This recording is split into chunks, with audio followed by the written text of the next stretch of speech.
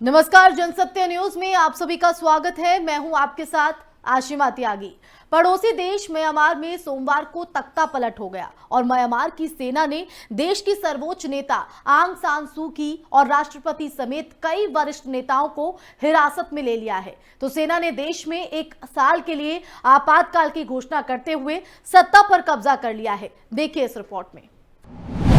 पड़ोसी मुल्क म्यांमार में तख्ता पलट, 1 साल के लिए लगी इमरजेंसी, हिरासत में चिल्ड्रन ऑफ गांधी आंग सान सू, सेना ने लगाया चुनाव में धांधली का आरोप।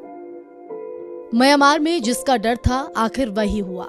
सेना ने बीते साल नवंबर महीने में हुए आम चुनाव में धांधली का आरोप लगाते हुए चुनी हुई सरकार का तख्ता पलट कर दिया और सत्ता पर कब्जा जमा लिया। इसके फौरन बाद वहां की प्रमुख नेता आंग सान सू की और राष्ट्रपति विन मिंट को सेना ने हिरासत में लेते हुए 1 साल के लिए इमरजेंसी का ऐलान कर दिया।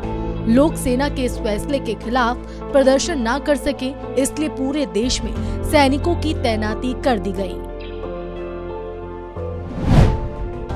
सत्ता सेना के कमांडर इन चीफ के पास।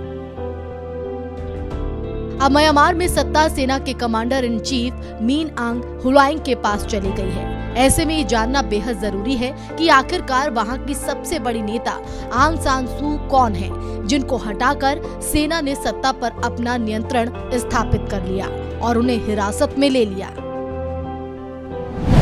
कौन है आंग सान सू? म्यांमार की प्रमुख नेता आंग सान सू का जन्म 19 जून 1945 को यंगून में हुआ था।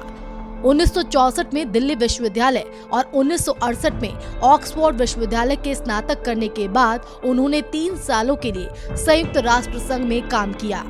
उन्होंने 1972 में माइकल आरिस नाम के शख्स से शादी की और उनके 2 बच्चे हैं। वो एक राजनयिक और लेखक होने के बाद म्यांमार की राजनेता बनी थी। उन्हें साल 1991 में नोबेल शांति पुरस्कार से भी नवाजा जा चुका है। आंग सान सू ने 2016 से 2021 तक म्यांमार के स्टेट काउंसलर के रूप में काम किया। नेशनल लीग ऑफ डेमोक्रेसी के नेता और पहले स्टेट काउंसलर के रूप में उन्होंने देश की सरकार में अहम भूमिका निभाई। म्यांमार में स्टेट काउंसिल के पद को प्रधानमंत्री के समकक्ष माना जाता है। बता दें कि 1962 से लेकर साल 2011 तक देश में रहे मिलिट्री जनता को खत्म कर आंशिक लोकतंत्र को बहाल करने में उन्होंने बेहद अहम भूमिका निभाई थी।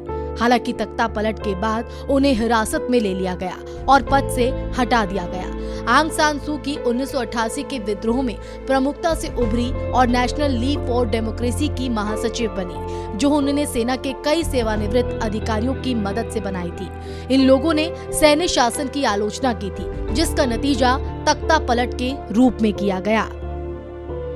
Bureau report, Jansatya news. तो देखा आपने कि किस तरह से सेना की तरफ से चुनाव में धांधली का आरोप लगाते हुए पूरे म्यांमार पर अपना कब्जा कर लिया है। हालांकि अंदर खाते सुगबुगाहट थी, लेकिन अब वो बाहर भी दिखाई देने लगी है। ऐसे में देखना होगा कि जो तख्ता पलट हुआ है, ऐसे में सेना की स्वभाव में क्या नरमी देखने को मिलती है। इसी के साथ इस रिपोर्ट में बस इतना ही। अगर आपको हमारी रिपोर्ट पसंद आई हो तो आप इसे लाइक कीजिए, शेयर कीजिए और हमारे चैनल को सब्सक्राइब कीजिए।